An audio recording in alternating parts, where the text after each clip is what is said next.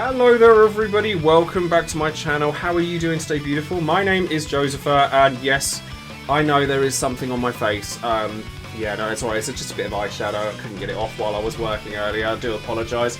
But welcome to this month's community live stream recap and review for Dissidia Opera Omnia.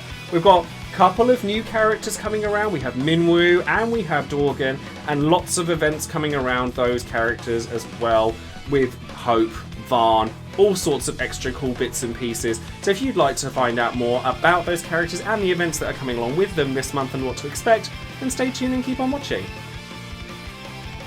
And obviously don't forget to check out all of my social media accounts like in the description box below, including Twitter, Twitch, Discord and Patreon.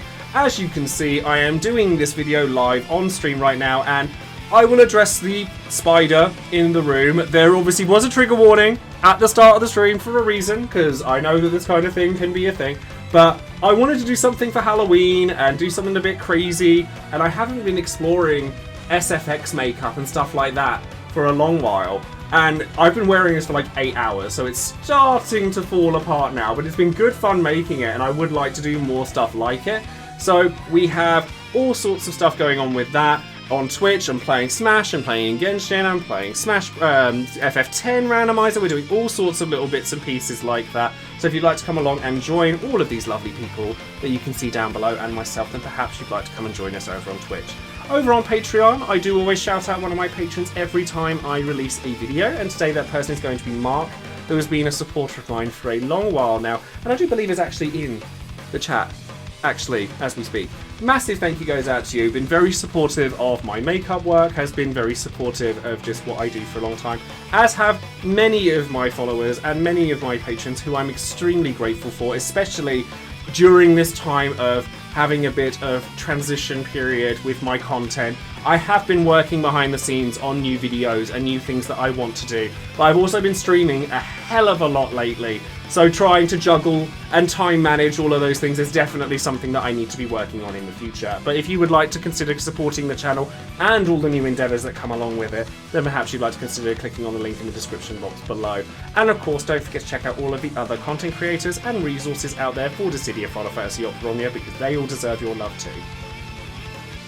So first things first, as always, massive shout outs go out to Crystal and to Josh, who brought his Kefka game over to Twitch today as well. So big shout outs to him for the fierceness that is that outfit. There's a reason I didn't do Kefka. I didn't want there to be two, so I went with the spider look and I did something a bit different. So we're now going to be looking at what's going to be coming up, and this week we just have the one thing to be talking about in terms of banners, but we do have a quality of life update that I'm actually really excited for, and honestly should have been in the game the entire time, which is the ability to make favorites out of your various characters. And if, like, I know I can speak for myself, but having a character assigned to favorites is really good for me, because I tend to forget characters that I've pulled, and I think it's quite entertaining and weird.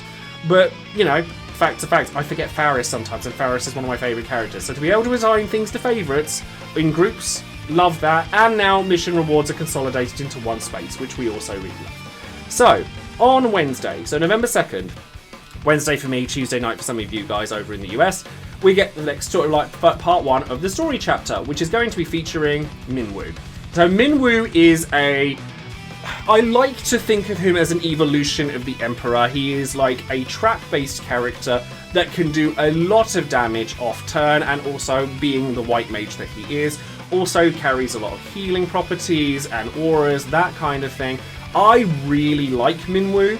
I like off-turn damage as a mechanic. I think that he's a really cool character in general. He's actually one of my favourites from FF2, as well as the Emperor, funnily enough. And he's actually going to be getting joined by Locke as well, and there's going to be some nice updates to other characters alongside him. So we're going to be seeing updates to Vanille alongside them, and force levels for Nine, Cisne and Shadow. Vanille's rework is actually kind of interesting as well, but all of that stuff I will cover in the next Should You Pull video for these banners. So there's lots. Do excuse the dog that is barking outside, I do apologise. This is why you don't do these things live. But I am very, very interested in Minwoo. I will probably even spend gems on him because he's a new character, and therefore if I want to use him, I need to get all of his weapons. and that's not easy to do with tickets, and that's why I typically save gems for newer characters. So then next week we have the return of Varn, who is getting his FR and a pretty lovely outfit as well, which was designed by the FF14 team for Dissidia NT. And I actually haven't been buying costumes for a little while because I can't afford them. But I actually really like this one, and Varn's FR is coming around as well, and it's nice to see Varn getting reworks, getting updates to his damage. He's really good for players that already have sort of like him greened, etc. But we all know that green resources for BTs is very, very strict right now, and so picking and choosing who you're using those on is never going to be an easy feat. But if you've already got him greened, Varn's FR is actually very, very powerful, and it can do a lot of damage very quickly. Anyone who's used him previously will know, and this is just continuing on with that trend. And then later on in the week as well, we're getting the second part of the story chapter, which is going to feature Bunavelza from Final Fantasy XIII Lightning Returns as a boss fight, and along with that we're going to be getting Hope. Now, Hope is a character that if you enjoy pulling for power, he's going to do you very, very well. He gets his FR, which is based on buffs and like things that you can do with Hope's existing kit to charge the FR gauge for another character very quickly. And because both of his abilities are very strong at just gaining FR gauge, keeping like Shell and Protect up, his EX and LD are already very good and they're good at healing, etc. And his FR compounds that. The only issue I have with Hope is that he kind of exemplifies the issue I have with Shinryu era as a whole. He is charge gauge, FR, burst. Oh, I didn't kill the enemy.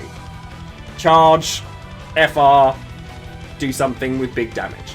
That's it. It's kind of dull, but it is very powerful. So if you're looking to pull for power, then Hope is probably where you're going to be wanting to spend your resources here. Kefka also returns here. Kind of meh, unfortunately, which is really sad, because Kefka, as you all know, is one of my favourite characters. I have a lot of them, I know. But he is also very kind of, yeah, in this point in day and age. He gets reworked, he gets better, but is he going to be beating out your other big damage dealers? No, probably not. So then, soon after that, we're going to be getting a really strong damage dealer tank in the form of Sellers, who is getting a BT and FR, as well as like getting a pretty fabulous costume for her opera outfit as well. And Sellers has a lot of niceness to her kit. The best way that I can think of to describe Sellers is Leon on steroids. Like, she basically transforms her runic into making it so you can't really take damage at all from a lot of stuff. And with her BT and FR maxed out, there's a lot of events that she can outright solo. So if that's kind of your jam, then you may really enjoy that as well. There are also reworks here for Zidane and Thancred. Neither one of these is going to be hugely sort of spectacular, but if you already have a greened out Zidane, then you might like have a reason to pull him out of the woodwork again, and that might be nice. And Thancred's better. He's still Thancred though, so that's going to be down to you. But Sellers is fierce, so definitely like the look of that. Then rounding out the month, we have two more characters, both of which I actually really, really like. Are they mandatory? No, but quite frankly, nobody is these days, as long as you've got a decent enough roster to carry yourself through things. If you've got big damage dealers, decent support units, FR charger units, and your rolls are all covered, it's the same as it's always been. But I will say, Aranea is a character that I really enjoy. I have enjoyed her since she came out the first time, when she was the global first. I have enjoyed her when her LD came out. I have enjoyed her since that time as well, and I just really like this character. And her FR continues that even more so. She does more of what she does best, which is re-breaking, and I love that. Bear in mind that some of my favourite characters in this game are rebreaker units, so the likes of Vayne, that kind of thing, and Aranea plays into that very, very well. So if you like that kind of playstyle, you'll probably like Aranea too. But I think that a lot of people will probably consider sort of not going for her, because there are a lot of very cool and interesting characters in this batch, and Aranea is probably not something that people are going to go for. And as is rightfully said down below as well, the big HP damage cap on her FR is also a really nice capstone to that.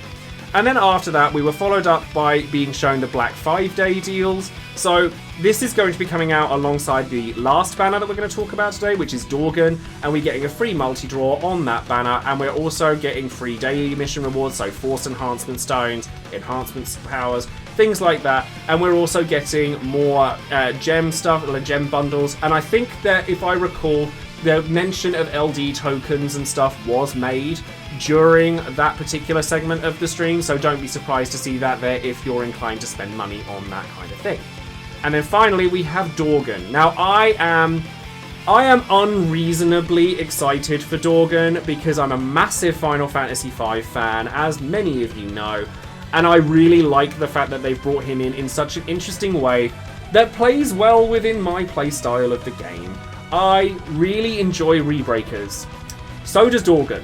Dorgan, after every break, will do a follow-up, and if there are multiple enemies and he breaks another enemy with the follow-up, he will follow it up again, which is really cool. And it means that, like, people have called it the evolution of the Edaroth tactic, where you use Dorgan and Sephiroth instead, and it absolutely does work. However, just as excited as I am for Dorgan, Galoof getting his force levels is also fantastic because I use Galoof all the time now anyway, so any boost to Galoof is always going to be met with niceness. And then Lisa always gets also gets a rework here, and it's not bad actually. From what I remember her seeing, Lisa, she's actually done some due diligence at last, and she's she's pretty hefty better as well. And I am very, very excited for Dorgan in general. Obviously, I will cover each of these characters in greater detail when we come to the Should You Pull videos for those characters. As I've said previously, I may be diversifying my content, but I haven't forgotten where I am, and I am going to continue to do Should You Pull videos. But do bear in mind that it is something that I may start to slow down on eventually while I am exploring other avenues. But for the time being, they're not going anywhere, so don't panic about that. So that's everything that we have to offer when it comes to November for Dissidia this time around, and nothing particularly out of the ordinary. It was all very much expected stuff. I know that people were talking a lot about the likes of, global firsts and stuff like that. I think that it's going to be a little while before we see another global first. Probably anniversary. I would like to be wrong about this, but I think that because the game is sort of winding down a little bit, there are less players than there were this time last year, that it is less likely we're going to see stuff like that, because I think people need to bear in mind that these things cost money, these things cost time, resources, all of that kind of thing. So try to temper your expectations for that kind of thing. We have lots of stuff that is coming out, a lot of the characters that we have coming is very exciting, and who knows, maybe something like will happen at Christmas time. I'm always here for new content, all of that stuff. So anyways, that's going to be it from me. I am going to go and wash this off of my face, which will probably take me about an hour. And I'm going to go and say thank you to everybody down below here who has joined me on my stream today for this. Thank you ever so much. It's always a pleasure to have you guys there for various streams when it comes to Dissidia. And thank you all for watching if you're watching this on YouTube. Hopefully I will see you sooner rather than later. Have a lovely day, everybody. Don't forget to like, subscribe, and click the bell for notifications. And I'll see you next time, beautiful. Take care.